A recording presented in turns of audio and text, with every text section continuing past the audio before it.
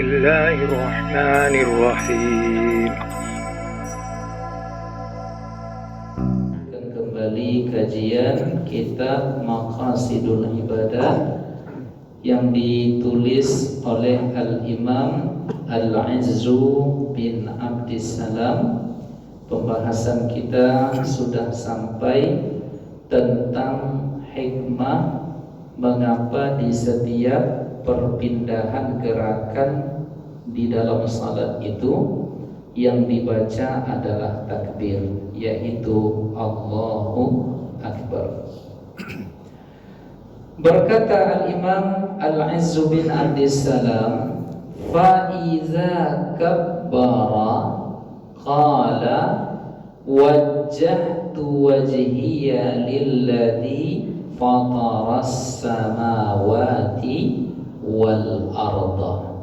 Ketika kita memulai salat itu, membukanya dengan pembukaan takbiratul ihram, maka yang kita baca adalah dianjurkan mengucap wajjahtu wajhiya lilladzi fataras samawati wal arda hanifan, dan seterusnya. Apa makna dari kalimat wajjahtu wajhiya? Saya hadapkan wajahku kepada zat yang menciptakan langit dan bumi. Artinya apa? Makna menghadapkan wajah di sini Bapak Ibu, wajah badan menghadap kiblat, tetapi kalbu batin menghadap Allah Ta'ala.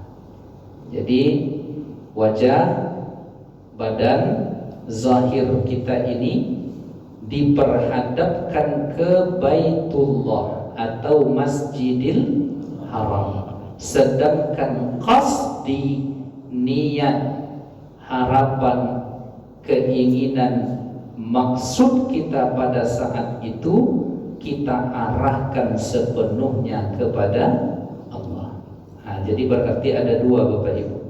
Jangan sekedar zahir menghadap Ka'bah, tetapi kalbu kita entah kemana menghadapnya. Karena kadang dalam salat itu wajah, badan, tubuh kita ini menghadap ke kiblat, tetapi kalbu kita yang teringat adalah dunia. Kebun sawit, usaha, rumah, kos, kemudian sekolah anak yang terbayang juga, dan lain sebagainya. Berarti masih ada kondisi rohani kita di dalam salat itu yang belum terkondisikan terhanya untuk Allah Subhanahu wa Ta'ala. Maka dikatakan oleh Al-Imam Al-Izzu bin Abdissalam di sini, maknanya adalah wahaza ainut tauhid. Inilah tauhid yang sesungguhnya. Sebab apa? Tauhid yang terkandung di dalam menghadapnya zahir dan batin kita kepada Allah, di dalamnya terdapat keyakinan yang tidak bercabang kecuali hanya kepada Allah, dan di dalamnya juga terdapat dua hal, al-inabah wa takrir. Inabah itu kembali pulang kepada Allah, kemudian at-takrir itu ada pengakuan. Itu yang harus dikuatkan ketika kita berdiri di dalam salat itu setelah takbiratul ihram. Wajjahtu wajhiya lilladzi fataras samawati wal arda. Maknanya di situ kalbu kita harus dihadapkan kepada Allah, yang maknanya disitulah terbingkainya tauhid, bahwa kita percaya kepada Allah, tidak ada bercabang sedikit pun keyakinan yang melahirkan apa? Yang melahirkan al-inabah. Kita kembali bertaubat kepada Allah, dan pada saat itu juga ada semacam pengakuan. Maka kalau sudah ada rasa seperti ini di dalam kita salat itu Bapak Ibu, maka ketika kita mendengar imam membaca ayat-ayat yang ada di dalam surat Al-Fatihah, itu hendaknya hati kita itu fokus, ya, fokus mendengarkan dan mengerti makna yang terkandung dari bacaan yang dibaca oleh imam. Bismillahirrahmanirrahim. Ketika imam membaca bismillah, itu hati kita meresapi maknanya apa. Alhamdulillahi rabbil alamin. Segala puji bagi Allah. Berarti kalau kita takjub dengan kemampuan kita, takjub dengan kehebatan kita, takjub dengan rasa-rasa kita, maka pulangkan semua ketakjuban itu hanya kepada Allah melalui kalimat yang kita resapi, Alhamdulillahi Rabbil Alamin. Jadi sehingga salat kita itu di awal mula kita berdiri itu Bapak Ibu, kita merasakan kenikmatan. Nah, Bapak Ibu hadirin hadirat yang dimuliakan oleh Allah. Lalu jika semua ini sudah ada terkandung di dalam kalbu kita, ja'ala jumlata qasdihi mukhtassan biman fataras samawati wal ardh. Pada saat itu intinya adalah dia menjadikan seluruh harapannya itu terikat dengan zat yang menciptakan langit dan bumi. Jadi yang ada hanya Allah. Yang bertahta di dalam kalbunya adalah Allah. Maka sebelum salat itu sebagian ulama kita menganjurkan membaca kalimat.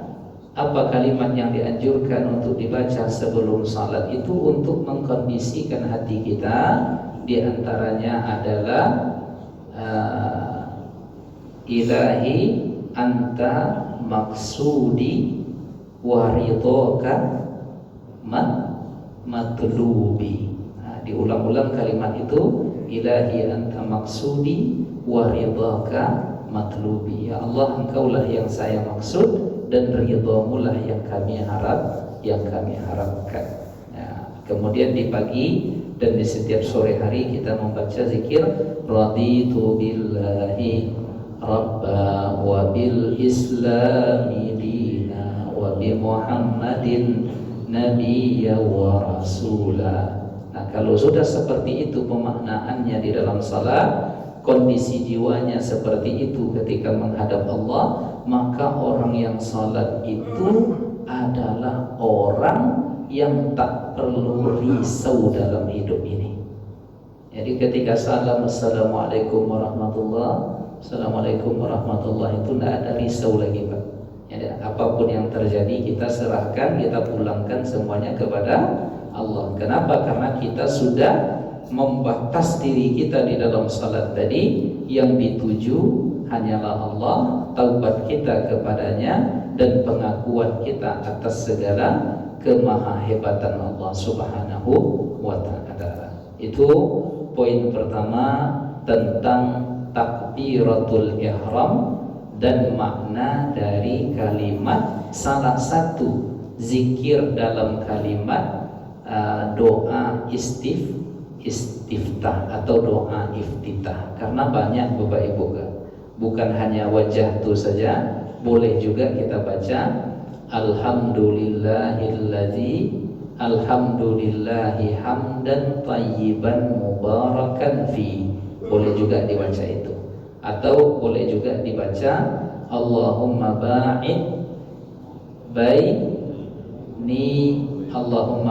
baini wa baina khati'ati kama ba'atta bainal masyriq wal maghrib. Ya Allah, jauhkan aku dari segala dosa seperti engkau menjauhkan antara timur dengan barat. Tetapi mengapa ini yang dari sekian banyak doa iftitah itu ada sekitar 5 atau bahkan sampai 7 versi, tetapi ini yang di antara 7 itu kata Al-Imam An-Nawawi, begitu juga mazhab Syafi'i yang disampaikan oleh Al-Imam An-Nawawi, ini yang paling dianjurkan.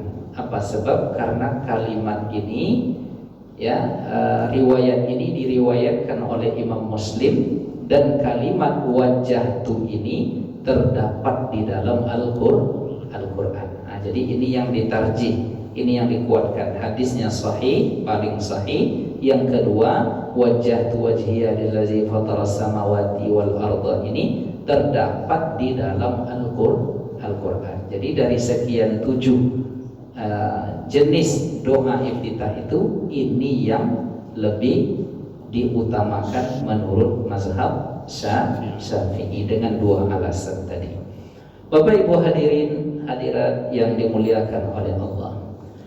Lalu di dalam kalimat fatara, wajjahtu wajhiya lilladzi fataras samawati wal ard, ada kalimat fatara, maknanya dari kalimat fatara ini adalah khalaqa. Khalaqa itu menciptakan. Bisa juga maknanya wabtada'a, yang menjadikan pada mulanya.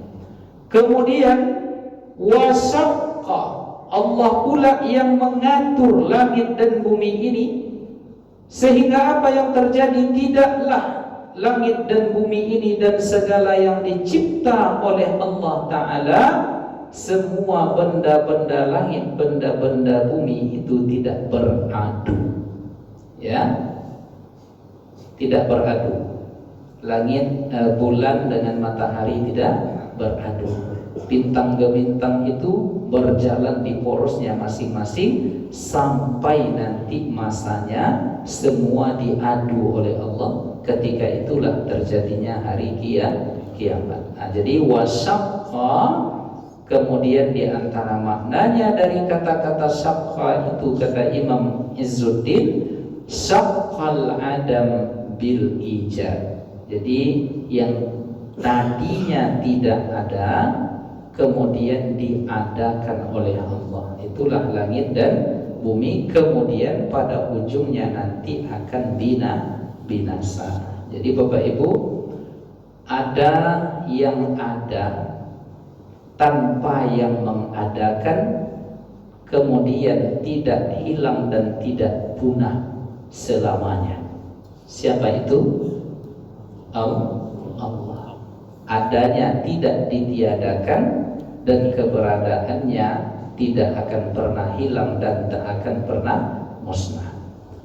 Kemudian adanya sesuatu karena diadakan lalu akan sampai kepada batas ketiadaannya. Aku tolong dipahami elok Pak, ko tinggi gaji nampaknya ke?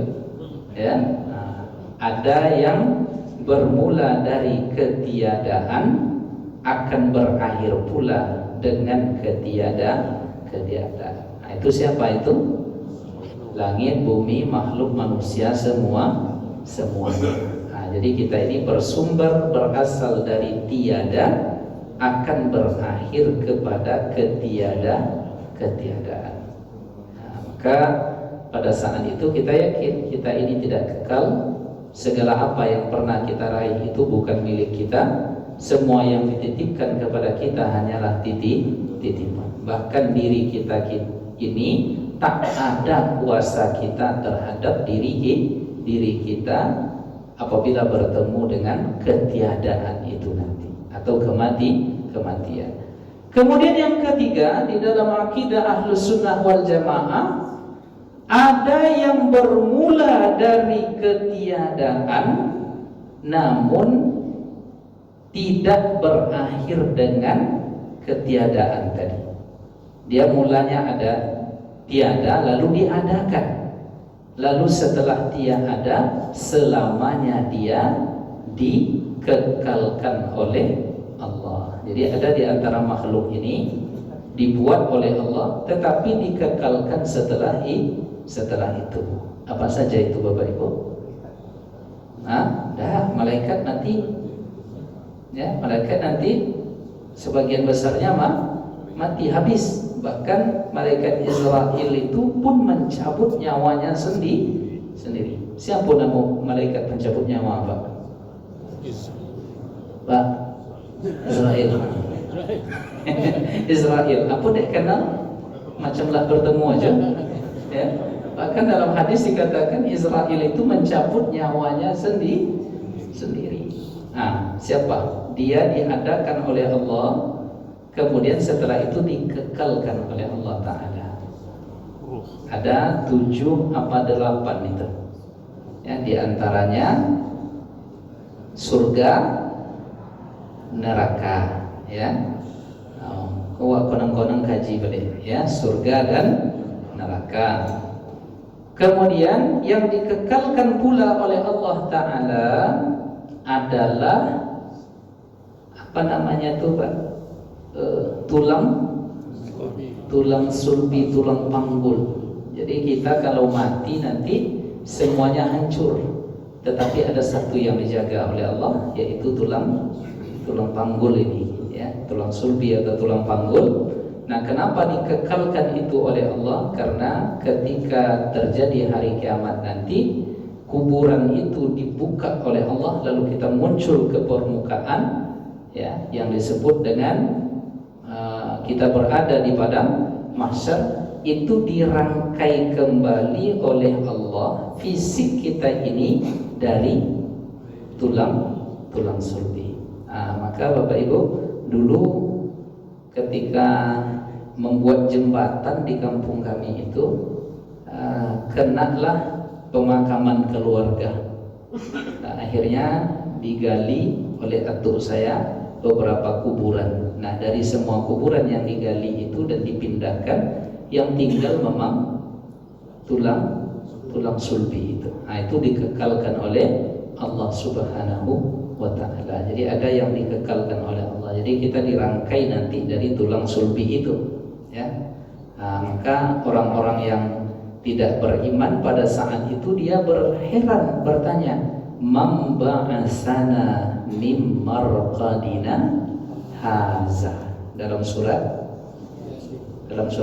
Yasin, "Man ba'asana mim marqadina haza ma wa'adar rahmanu wa sadaqal mursalun." Iya, itu surat ayatnya, Pak. Tidak salah kan? Haza ma wa'adar rahmanu wa sadaqal mursalun. Mereka bertanya, "Man ba'atsana min marqadina haza?" Siapa yang membangkitkan kami kembali, merangkai tubuh ini kembali?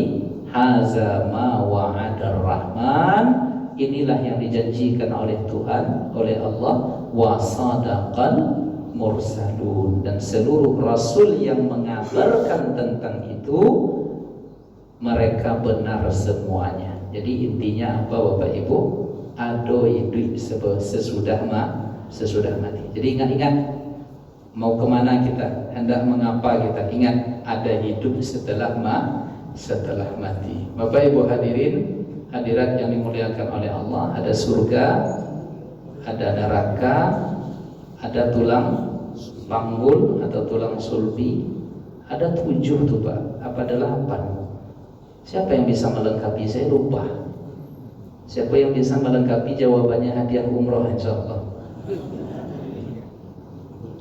Siapa, Pak? Hah? Mangkuto? Maksudnya? Hah? Oh, Pak Mangkuto. Oh, Pak Mangkuto pun nama apa? Ya. Nah, coba Bapak Ibu. Awak dah baca alhamdulillah, ada yang menjawab. Alhamdulillah apa, Pak, jawabnya? Ya. Yahdikumullah wa yuslihu balakum. Nih ketemu dia di dalam kitab. Jadi yang pertama ada 8 yang dicipta oleh Allah namun dia kekal. Ada 8. Yang pertama aras, ya. Yang kedua kursi, wasi'a kursiyyuhus samawati wal arda. Kemudian neraka, surga, 4. Kemudian ajbuz zanab. Ajbuz zanab itulah yang disebut dengan tulang ekor. Ya, sudah 5. Kemudian yang keenam ruh. Jadi ruh itu tidak pernah mati. Jadi yang mati itu hanya fisik. Jadi ruh itu diambil, disimpan oleh Allah. Nah, kemudian ruhnya orang-orang yang mati syahid itu Bapak Ibu seperti di Palestina itu disambut oleh burung-burung yang ada di surga, diletakkan oleh Allah jadi burung itu punya apa namanya? Paruhnya kan di depan. Ini apa? Tembolok. Nah, jadi diletakkan ruh-ruh orang-orang yang mati syahid itu di tembolok burung-burung surga. Jadi di Palestina itu Pak, mereka nggak mati sebenarnya. Justru itu yang mereka cari. Ya. Nah, orang-orang Israel laknatullah keturunan babi dan kera ini kan emosi kita dulu. Itu tanda belum sarapan tuh Pak. Ya, mereka ini berperang mencari hidup, sedangkan di Palestina itu saudara-saudara kita mereka hidup mencari mati. Nah, jadi akhirnya apa kata mereka? Ya, justru mati ini kami cari. Nah, inilah yang membenarkan apa yang ada di dalam Al-Quran. Wa tarjuna minallahi ma la yarjun. Mereka itu sudah kalah sebenarnya. Apa sebab? Kalian mengharapkan sesuatu yang tak mereka harapkan. Ya, jadi mujahid fisabilillah di sana itu mereka justru mengharapkan mati syahid, selesai sudah. Ya, dan nikmat mereka daripada hidup tak jelas di dunia ini kan. Nah, sedangkan mereka Israel Zionis itu justru ya stres mereka sekarang Pak. Ya, sudah diambang kebangkrutan, kemudian korupsi Netanyahu itu banyak, ya, disupport lagi senjata-senjata oleh Paman Sam. Apa Paman Sam itu? Di Amerika tuh nama lainnya negeri Paman Sam. Kalau Indonesia nama lainnya negeri Paman Usman katanya. Andole nyobek mana itu? Apa maksudnya tuh? Kalau Amerika namanya negeri Paman Sam, kalau Indonesia ini negeri Paman Usman. ada aja. Ada pula yang menulis begitu. Nah, jadi apa tadi? Ruh tidak pernah mati. Jadi disimpan oleh Allah ruh orang-orang yang beriman, ditempatkan di tempat yang dimuliakan. Itulah yang disebut dengan illiyin. Apa Bu? Illiyin. Nah, disitulah bertemunya ruh orang-orang beriman. Nah, disitulah nanti bercerita dia, reuni dia di illiyin itu, di salah satu tempat mulia di ketinggian surga. Nah, maka kalau ada yang meninggal sesama orang beriman, itu ruh-ruh orang beriman itu yang kenal dengan ruh ini menyambut. Mereka menyambut, datang misalnya keluarganya meninggal, dan dia ternyata si fulan ini orang soleh. Ketika disambut, ketika dibawa ruhnya itu ke illiyin, keluarga si fulan ini datang menyambut. Bahkan dalam riwayat itu diceritakan Bapak Ibu, saking tak sabarnya mereka menyambut ruh keluarga mereka ini, berdesak-desakan, ya semuanya pada bertanya, apa kabarnya Bapak Haji yang sering duduk menyandar di sebelah apa tuh katanya. Nah, ditanyanya Pak, ya di keluarga Pak yang meninggal, ya apa kabar ini? Bahkan sampai dalam riwayat itu diceritakan ke kucing yang dia tinggalkan dulu pun ditanyakan. Nah, jadi ada keluarganya misal dulu punya kucing, ada kucing di belakang rumah yang sering mengambil ikan itu dulu, macam mana kabarnya? Jadi dipertanyakan. Lalu kata mereka, kufu, sabarlah kalian dulu, ini baru capek dia perjalanan panjang berpisah dengan jasadnya. Ini kalian sudah pada datang macam demo ke dia. Tidak percaya Pak Ibu, matilah sampai. Nah, seperti itulah ruh itu rupanya nanti di illiyin itu. Jadi kita berjumpa. Nah, maka kalau ada di antara kita yang sedih barangkali dengan meninggalnya orang-orang yang kita cintai, karib kerabat, keluarga, ingat itu bukan perpisahan, tetapi itu sesungguhnya adalah sedang antri mempersiapkan pertemuan yang lebih indah. Jadi itulah dulu yang disebut oleh Ustaz Abdul Somad ke saya, Pak. Jadi ayah saya meninggal saat saya umroh, ya. 4 tahun saya di Mesir tak meninggal ayah. 3 tahun saya di Sudan tak meninggal ayah. Baik, umroh 9 hari diambil ayah saya waktu itu. Ampun dah. Cemana tuh Pak kesedihannya. Kadang kalau tak ada iman sosek, ya. Apa soseknya? Menolak takdir. Kenapa harus sekarang? Tunggulah agak, pulang dulu agak sehari, pulang ambillah. Bisa juga kita menyolatkan, bisa memandikan, ya, pertemuan hikmat kita terakhir, ya, bakti terakhir, bisa meletakkan jasadnya di dalam. Hendak, tapi kata Allah hendak. Waktu itu hilang rasanya kaji, Bapak Ibu. Lalu saya WA lah Ustaz Abdul Somad, Bang, tolong nasihati, karena saya di lantai 14 dulu waktu itu di hotel. Kau tak ada iman mungkin tojun ke bawah mungkin, Pak. Iya, Pak, karena saya anak laki-laki satu-satunya bisa menyolatkan, ya, disekolahkan oleh orang tua tuh untuk itulah, ya, untuk itulah gunanya salah satunya supaya mengurus dia ketika dia meninggal. Apa kata beliau waktu itu? Allah Ta'ala sudah menulis takdir ini semuanya, kata Ustaz Somad waktu itu, 50.000 tahun sebelum menciptakan langit dan bumi. Baru terkonang kaji itu balik. Oh iya, ya, 50.000 tahun sebelum mencipta langit dan bumi, Allah sudah menulis tanggal sekian, hari sekian ini yang akan terjadi, ya, sudah ada catatannya rapi, ya, tak akan tertukar. Nah, jadi kata beliau yang kedua, kalau sudah begitu ridho dengan takdir, iman dengan takdir. Dan yang ketiga pesan beliau waktu itu, ingat, itu bukan perpisahan, tetapi justru antri mempersiapkan pertemuan yang kekal. Jadi terobat rasanya hati, Pak. Jadi tidak berpisah kita, berpisah fisik saja.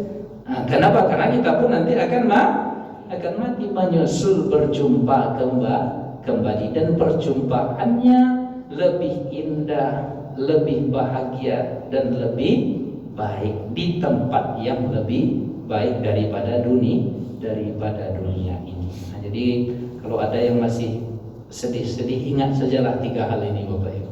Jadi kita nanti ruh-ruh itu bahkan saling bercerita, reuni dia. Nah, jadi kalau dulu Pak Haji, Pak. Nah, kalau dulu Pak Haji, enggak, pokoknya siapa aja lah. Tunggulah ustadz-ustadz yang mengisi di Al-Furqan ini di Iliyin tuh nanti. Nah, jadi pas datang kami disambut, ya, Pak Ipan ya. Kalau Pak Ipan dulu sambut kami situ nanti, cerita lah gitu. Oh, dulu kita mengaji setiap minggu pagi di Masjid Al-Furqan. Menunya tak ubah-ubah dulu ya Ustaz. Goreng ke goreng aja, kue ke kue aja. Apa sesekali ditukar je boleh ambil begitu gitu kan. Ya Pak ya? Pasti. Sampai bisa kita ceritakan itu nanti Pak di sebuah tempat yang dinamakan dengan Iliyin. Kalau roh orang-orang yang bermaksiat kepada Allah, itulah yang disebut dengan sijjin. Jadi ada Iliyin, ada sijjin. Nah, disitulah mereka dikurung. Mudah-mudahan dielak-elakkanlah kita dari sijjin itu roh kita nanti. Na'udzubillah, la qadarallah. Semoga Allah takdirkan demikian. Jadi yang hadir ini semuanya nanti di Iliyin. Di situlah kita cerita nanti. Amin. Amin ya rabbal alamin. Jadi udah berapa tuh Bapak Ibu? 6. Ya. Kemudian yang ketujuh, yang dikekalkan oleh Allah adalah Lauh Mahfuz. Di situlah tertulisnya takdir tadi semuanya. Ya, lauh itu artinya semacam papan triplek. Itulah ilustrasi sederhananya. Terjaga, tak ada yang bisa mencuri informasi dari tulisan yang ada di papan-papan itu namanya lauh. Lauh itu disebut dengan lauhul mahfuz. Kemudian yang ke-8 yang terakhir itulah yang disebut dengan qalam. Nun wal qalami wa ma yasturun. Qalam itu adalah makhluk Allah yang diperintahkan oleh Allah untuk mencatat semua apapun tentang yang akan terjadi, ya, dan catatannya itu rapi dijaga di lauh mahfuz. Alat yang mencatatnya itu dinamakan dengan qalam. Jadi ada 8 yang dikekalkan oleh Allah: aras, kursi, surga, neraka, tulang ekor, ruh, lauh mahfuz, dan qalam. Itu semuanya dikekalkan nanti oleh Allah Subhanahu wa ta'ala. Bapak Ibu hadirin hadirat yang dimuliakan oleh Allah. Jadi ada yang berasal dari sesuatu yang tidak ada diadakan oleh Allah, ada yang diadakan namun pada akhirnya dikekalkan, dan semuanya itu di bawah kuasa zat yang tidak berawal dan tidak berakhir, yaitu Allah Subhanahu wa ta'ala.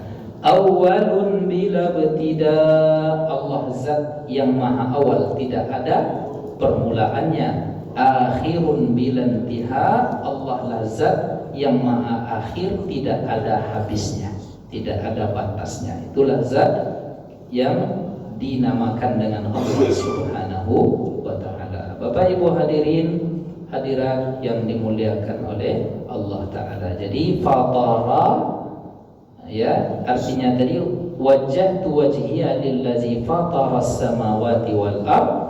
Fatara itu artinya menciptakan langit dan bumi, memulai penciptaannya dari awal dengan rapi, dan Allah lah yang mengadakan dari tiada menjadi ada.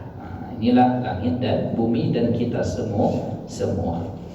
Kemudian di dalam doa iftitah itu ada kalimat Hanifah. Ya, wajjahtu wajhiya lillazi fatara as-samawati wal arda Hanifah. Apa makna dari Hanif itu? Al-mailu, kecenderungan.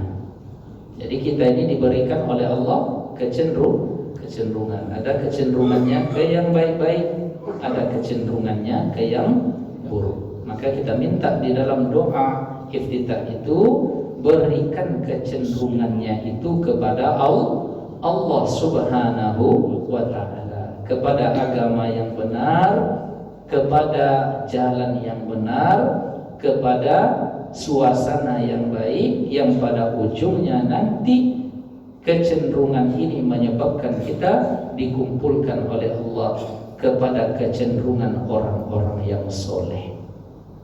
Jadi sekarang yang terjadi Bapak Ibu, jika kecenderungan ini kita tarik ke persoalan yang terjadi di Palestina dengan Zionis Israel sekarang ini kita tinggal meletakkan posisi kecenderungan kita di mana.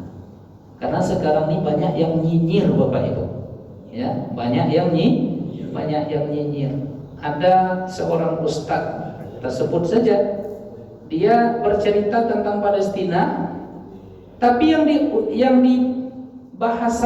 dibahasnya Fatah Hamas, cerita tentang faksi partai politik di sana. Apa gunanya cerita ini sekarang?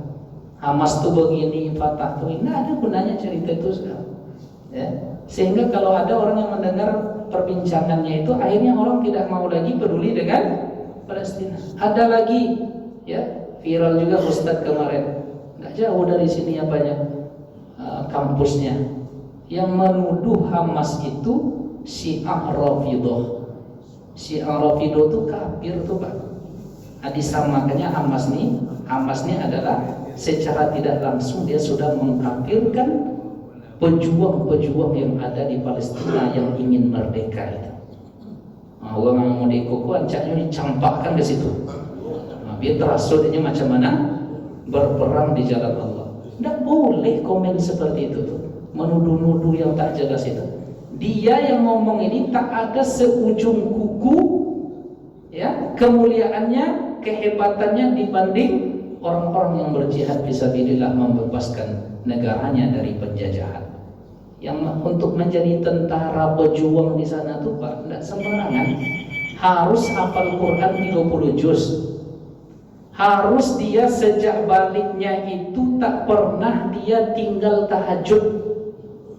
Harus dia beberapa tahun dalam hidupnya itu tak boleh tinggal puasa Senin dan Kamis dan disyaratkan puasa Daud. Itu loh dewa Tuhan. Hah? Ada yang mampu? Kita kirim langsung. Ya? Bajak mampu. Senin Kamis bisa. Ya Allah. Saya pun dikirim ke sana mungkin lari terbirit-birit Pak. Ya? Allah Pak. Ya? Hafal Quran 30 juz. Awak nak 30 juz dah. Juz 30-nya. Ya juz 30 satu juz. Mulai dari amma yang tasa'alun. Itu pun lah yang hafal. Ngaku aja lah Pak. Lah hafal juz 30. Indah yang wah hafalnya juz pokat.